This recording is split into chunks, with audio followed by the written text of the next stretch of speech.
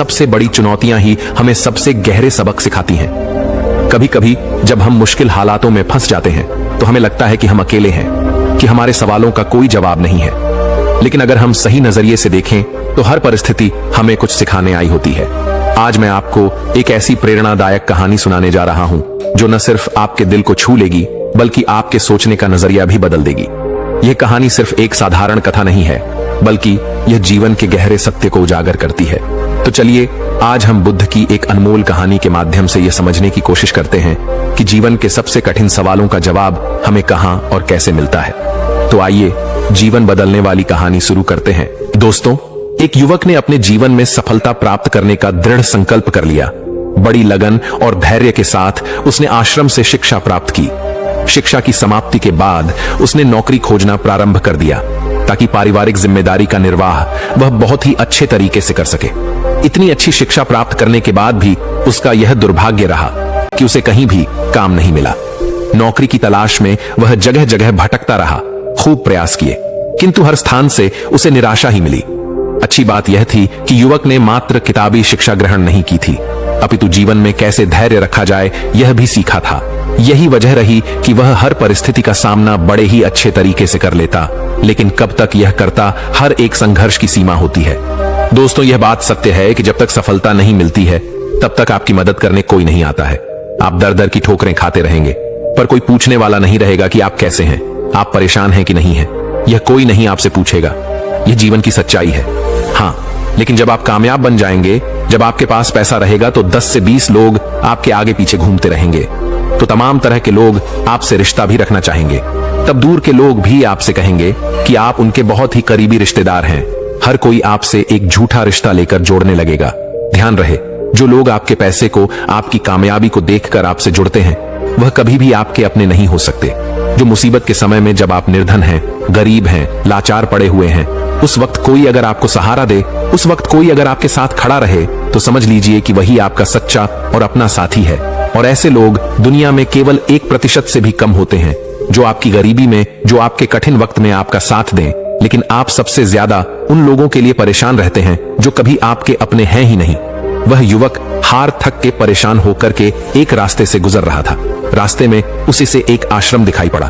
उस आश्रम के बाहर एक महात्मा अपने शिष्यों को ज्ञान का उपदेश दे रहे थे। वे सभी शिष्य उन बौद्ध महात्मा के उपदेशों को बड़े ही ध्यान और शांतिपूर्वक सुन रहे थे। वह युवक वहीं पर रुक गया। उसने सोचा कि ऐसा क्या यहाँ पर चल रहा है जो कि लोग बहुत ही शांतिपूर्वक उन महात्मा का उपदेश सुन रहे हैं। उस युवक के भी मन में जिज्ञासा जाग गई कि चलकर हम भी देखते हैं कि वहां पर क्या हो रहा है। और वह युवक भी धीरे धीरे कदमों से आगे बढ़ते हुए आश्रम की तरफ चल पड़ा। वह पास में ही एक आम के पेड़ के पास बैठ गया और महात्मा के द्वारा कही हुई बातों को ध्यान से सुनने लगा। महात्मा कह रहे थे, जब किसी चीज की नई शुरुआत होती है तो सबसे पहले सब कुछ खत्म हो जाता है। जब इस सृष्टि की रचना हुई थी तो सबसे पहले सब कुछ समाप्त हो गया था। उसके बाद एक नई सृष्टि की रचना हुई। यानी जब इंसान मुसीबत के ऐसे वक्त में पहुंच जाए जब उसे लगे कि अब कुछ नहीं होने वाला है, अब मेरा कुछ नहीं हो सकता है, जीवन में वह बिल्कुल हार सा गया है, टूट जाए, लाचार हो गया हो, कोई उसकी मदद करने वाला नहीं रहे, ऐसे वक्त में अगर वह इंसान किसी से अपनी मदद भी मांगे तो लोग उसकी मदद भी करने से इनकार कर दें।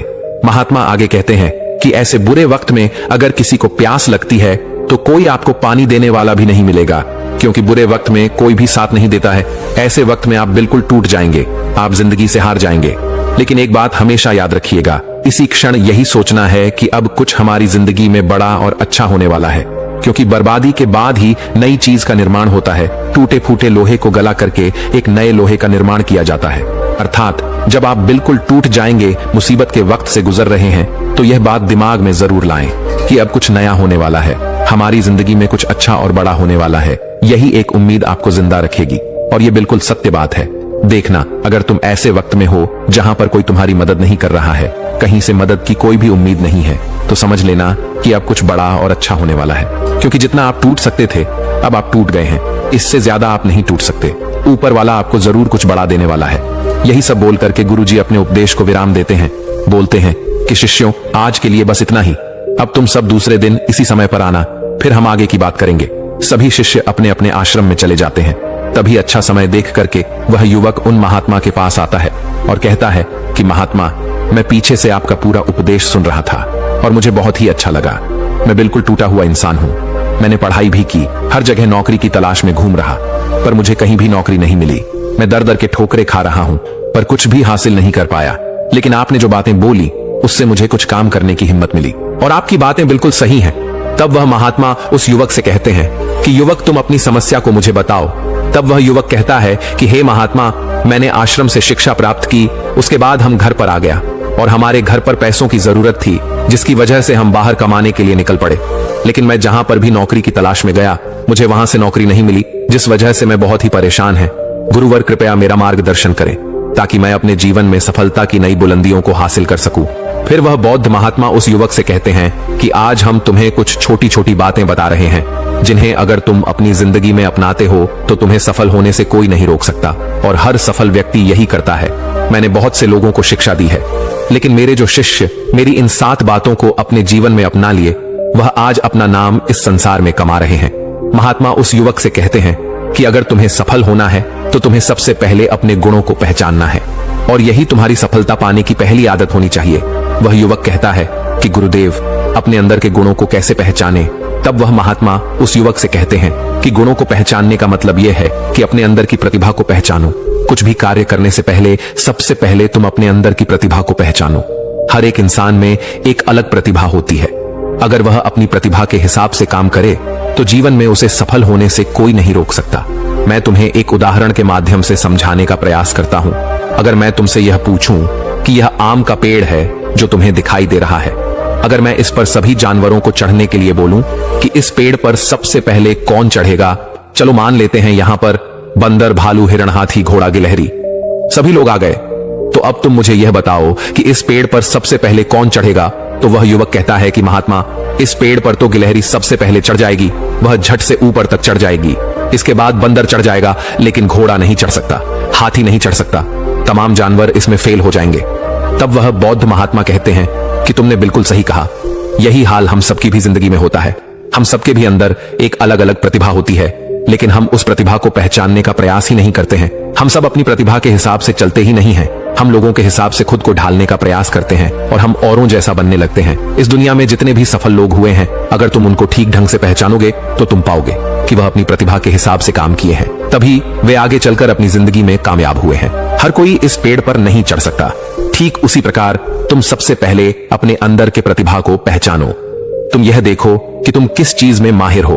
अगर तुम अपनी प्रतिभा के हिसाब से काम करोगे, उस प्रतिभा को पहचान लोगे, तो तुम जिंदगी में बहुत आगे जाओगे।